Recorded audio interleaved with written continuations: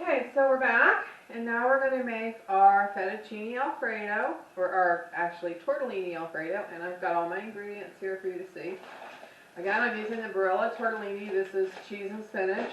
And quick tip, I'm making a 4 ounce, which is 2 portions, already weighed out right here.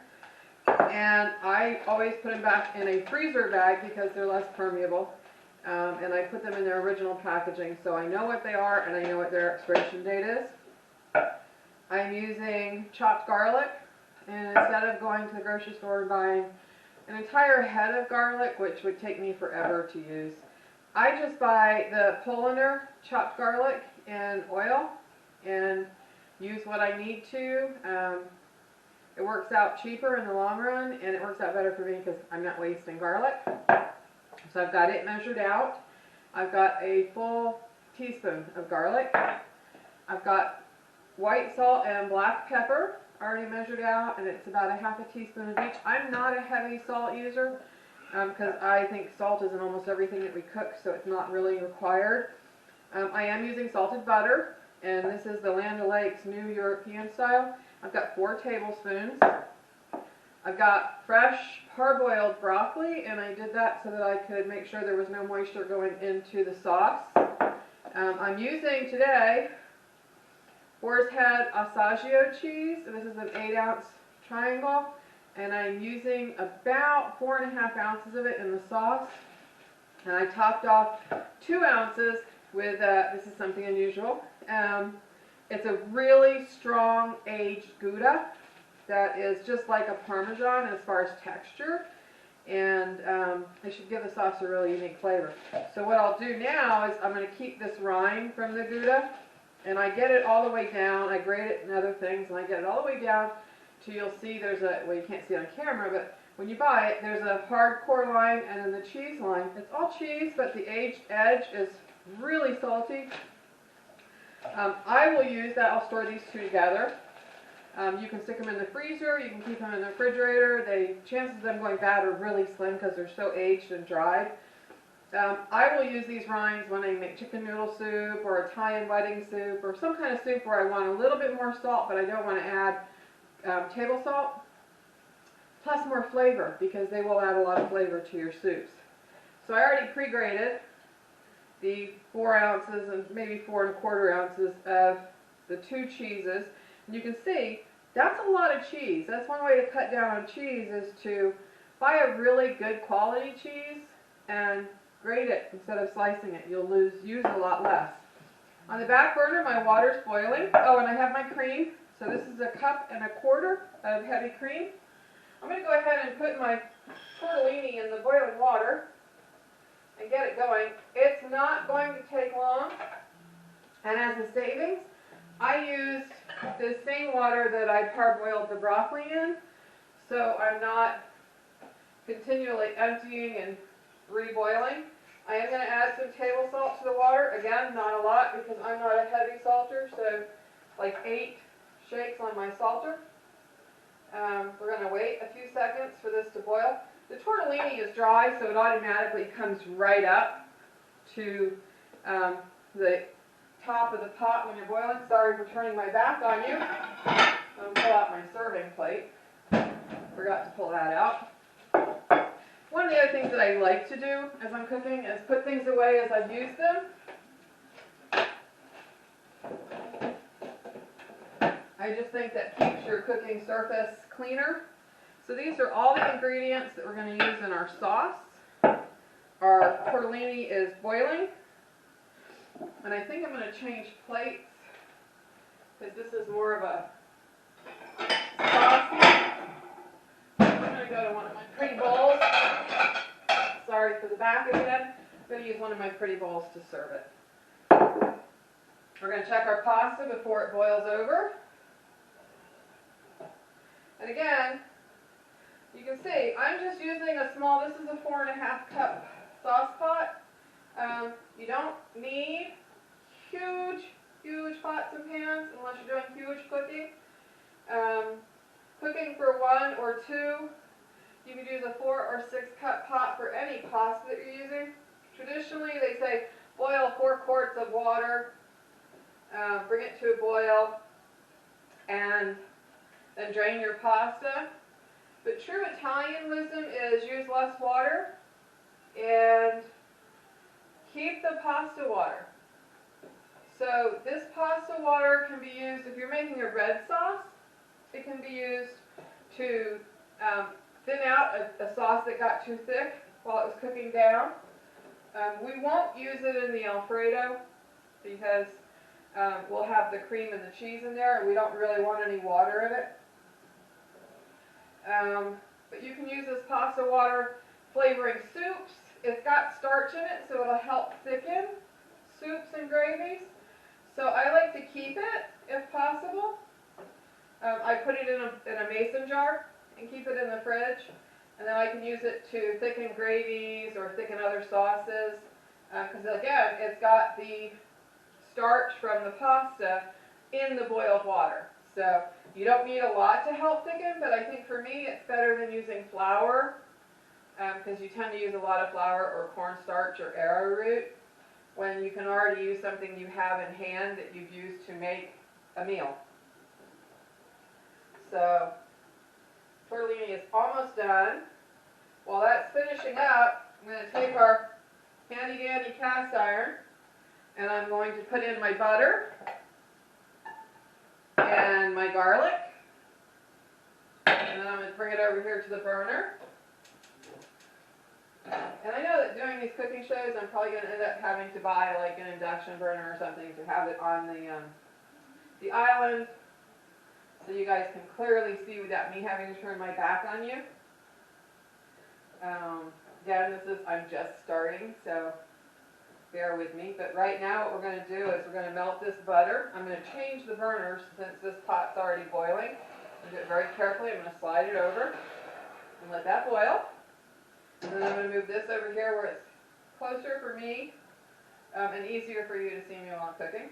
But right now what I'm doing is I'm being very careful on melting the 4 tablespoons of butter. Yes, it's a lot of butter, but if you're cooking for one and you're intermittent fasting or 1 meal a day person, this is a really hearty meal that would get you through to your next meal if you're fasting, or to be your 1 meal a day. You could add a nice salad, some good bread, some good quality bread. So our pasta looks done, so I'm going to turn it off and let it sit for a few minutes. Doesn't hurt to let it sit in the water. The garlic is starting to cook. And as you can see, the butter is all melty. So what we're going to do now is we're going to add our heavy cream to the pan. One of my goals is to make this as few pots and pans as possible to give you less things to worry about cleaning up afterwards. I have silicone whisks that I use when I'm making a cream sauce. So a lot of recipes you'll see online will tell you to add flour to this. It's a cheap, easy way to make a really thick sauce. But the point where you add flour to this, you're making a bechamel, you're not making an Alfredo. An Alfredo has no flour, and that's one of the reasons they'll tell you not to use the powdered powdered Parmesan that you buy in the store, is because it has flour or cornstarch or some chemical, some binding agent to it to make it the way it is. And it truly doesn't help you in making a good sauce. So this Alfredo sauce is just cream cheese and butter. Now I've added the cheese. I'm going to let it melt. I'm going to stir it. If you wanted to put that powdered cheese on top when you're done, more power to you. It's not what I prefer. I would prefer, and you can buy pre-shredded Parmesan, or I don't know if you can buy a pre-shredded Assaggio. I haven't seen that. But you can definitely buy pre-shredded Parmesan. This meal is going to take us maybe 15 minutes total to prepare once all the ingredients were together. I'm letting, you can see, well, you can't see. I can see it's bubbling all around the edges, which tells me the cream is heated. The cheese is melty and melting. I'm going to let it cook for just a couple more minutes. You can see it starting to coat my silicone spatula. If this were a metal spoon, you'd see it a lot better. It's really coming. You don't want to let cream boil. You want it to do a nice, even edge boil. You never want it to be boiling in the middle because it'll get curdled and your sauce will split. So this is pretty much done right now. So what I'm going to do is I'm going to strain my tortellini right into the soup. You know that I've let it sit in this pot and finish cooking so that it didn't get overdone. I'm going to strain it right into the sauce. Now I have a ton of sauce here. Like I said, I'm going to use this later in the week. So I'm going to eat up my tortellini now. Okay. I get it all. I did not. There we go. 3 more pieces. All right. I'm going to package that up for later in a mason jar. Right now I'm going to stir up my tortellini with the Alfredo sauce. Again, I made a ton of sauce because I'm going to use it later in the week. This is just my portion for lunch. Let me move. Put in salt and pepper. I put it in off the flame. What most people don't understand is pepper will burn. I hate to see chefs that say, here, put your pepper on your chicken and then put it on a hot burner, because the pepper will burn and it'll give you a bad taste. So I like to stir in the salt and the pepper off the heat. The salt will dissolve into this cheesy sauce. Like I said, I used maybe 1/4 teaspoon of table salt that I've added in because the cheeses are salty enough. So what I'm going to do now is serve up my pasta, which was in the sauce. This is a wonderful cheesy Alfredo sauce. I can use it for many things during the week if I want to. I can eat this tortellini. I can make it with, one of my favorite things is to pour it over a cheese omelet or a ham omelet and have a nice Alfredo omelet. You can do it with a spinach Alfredo omelet. Probably would have been better if I'd used a strainer spoon, but you get the idea. So I'm going to finish scooping up my pasta. And I don't, like I said, my broccoli is parboiled because I'm using frozen, which is another good tip for people cooking for 1 or 2, is to use frozen vegetables. They're picked at the peak of their season. They're flash frozen. They're great to have in your freezer. And when you're cooking for 1, you can pull out exactly how much you want. So you can see I still have a ton of sauce in here, which I'm going to package up to use during the week. I have my Alfredo. My broccoli is part cooked, so I'm now going to add it to my pasta. I'm not going to mix it in with the sauce because I might not want broccoli in my sauce later in the week. I might want to add some pancetta, some brown pancetta, put that over there, and some more pasta, like linguine or fettuccine, and add peas, which are not one of my favorite things, but I know other people enjoy them. And I might decide to make that Alfredo, like I said, pour it on top of an omelet, add a little more cheese to it, thicken it up a little more, and pour it on top of an omelet.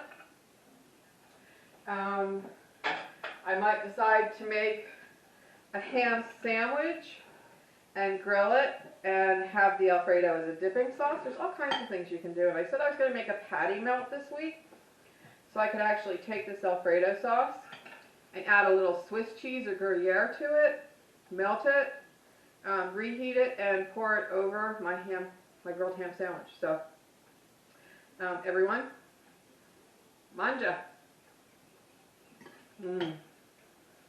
Assaggio tortellini with broccoli. Turned out really good. Thanks, y'all. See you soon.